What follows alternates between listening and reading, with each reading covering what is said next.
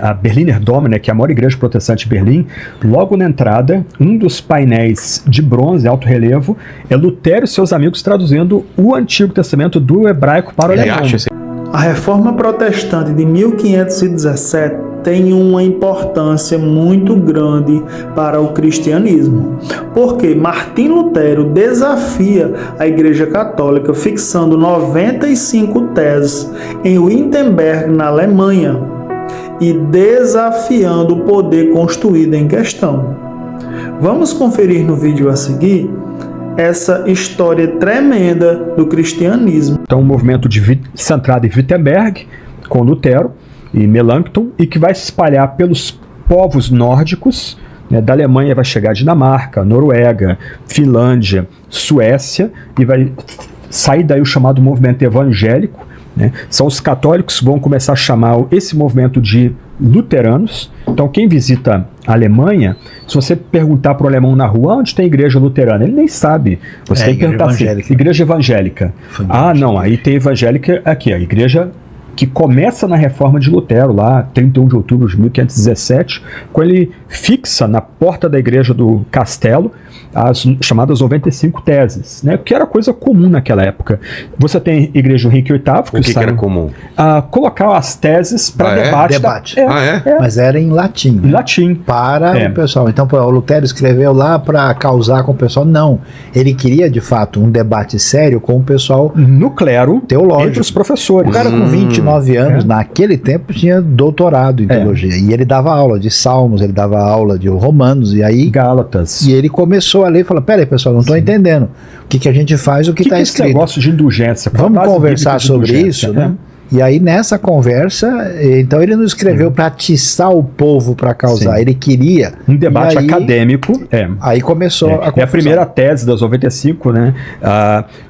O Senhor Jesus ensinou no Evangelho que toda vida é conversão, por causa das indulgências que você mencionou. O que era indulgência? Era um pedaço de papel e que tinha a assinatura de um bispo ou do papa, e que se você comprasse aquele pedaço de papel, era assegurado a você o perdão dos pecados e, eventualmente, a alma sair do purgatório e entrar no céu. No tilintar da moeda. Ia ser tão fácil se fosse assim, né? Exatamente.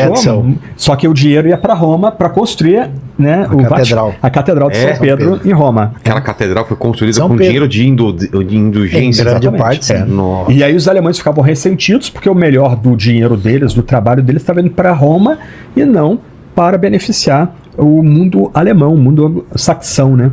Então, assim, as 95 teses são uma ruptura. E um ponto interessante, são que a gente esqueceu de mencionar, é Gutenberg. Então, aí tem coisas interessantes. Não haveria reforma se não tivesse tido a invenção da imprensa. Exatamente, né? Exatamente. E aí, eu ouvi dizer que ele comia muito, e para muitos ele é conhecido como Glutenberg. Sabe que é verdade? Não, brincadeira, né? Mas ele tinha essa fama? Não. Eu estou causando, estou protestando. A gente sabe pouco da vida dele. É mesmo? Mas olha, aqui tem algumas coisas que precisam ser ponderadas aqui. Quando a gente fala sobre isso, dá a impressão que a realidade católica e protestante é tipo um conflito sem fim, mas veja bem, naquilo que é teologia fundamental, no que se entende sobre quem Deus é e quem Cristo é, que é aquilo que você tem na tradição cristã definido ali em Niceia e Calcedônia, no século IV e V, toda a cristandade, a referência é a mesma. Então, vamos dizer, não quer dizer que a reforma falou, pessoal, joga tudo fora e a gente vai começar, não, existem uns pontos específicos que envolvem a questão da autoridade da igreja, o papel da Bíblia e da salvação, que precisam ser considerados com bastante clareza. E é nesse ponto que acontece essa controvérsia maior. Então existe uma acusação indevida. Lutero, ele brigou e ele saiu e criou a igreja. Não, ele não saiu. Não saiu? Ele foi saído. Ele foi expulso. Então o que é que acontece? O Lutero... A ideia dele não era no início de sair. Não. Ele foi chamado diante de Carlos V, que era o imperador do Sacro Império Romano Germânico e ao mesmo tempo o rei de Espanha, que tipo dominava o mundo na época, o cara mais poderoso do planeta. E na Dieta de Worms, em 1521, ele é chamado a se retratar. E aí ele vai dizer a frase que ficou famosa: Hier stehe ich kann nicht andermals. Aqui eu permaneço e eu Peço um não pouquinho. posso. Só pedir um pouquinho. Ô, Lênin, você poderia repetir o que ele falou?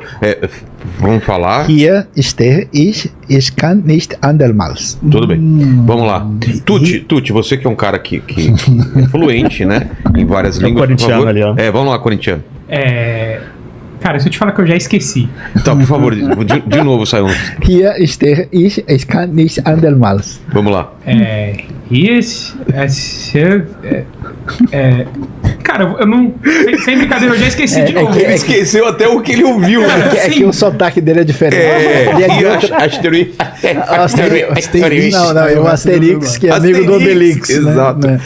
O que quer dizer não, isso? ele disse aqui permaneço eu e eu não posso voltar atrás. Ou seja, ele prossegue dizendo, a não ser que me prove pela Escritura, somente pela Escritura, eu preciso ser fiel à Escritura e à minha consciência. Eu não volto atrás nem diante do cara que domina o mundo.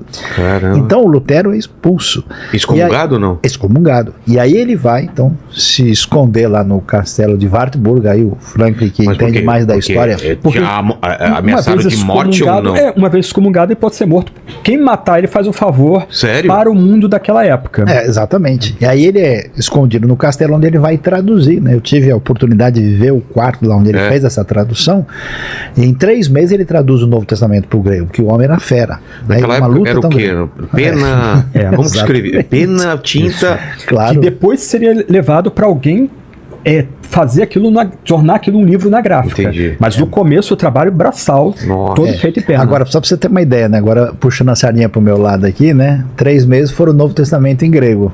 O hebraico precisou de 13 anos com 8 especialistas. Exatamente. Porque a dificuldade que é. Outro departamento. E quem visita lá Berlim tem o domo, a Berliner Dom, né, que é a maior igreja protestante de Berlim.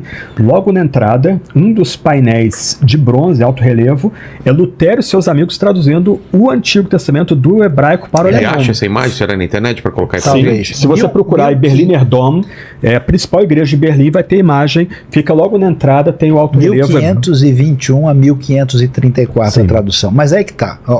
Isso que o Franklin mencionou, que é um ponto histórico que merece atenção, foi exatamente o papel do Gutenberg, né? Por quê? Agora você vai ver, Vilela, que o seu podcast não é nada. Quem começou o podcast foi o Gutenberg lá atrás. Antes do Naldo? Você tem que conversar com ele. O Naldo Bene que começou. Então, e antes dele Mas o podcast dele era outro papo. Como que é?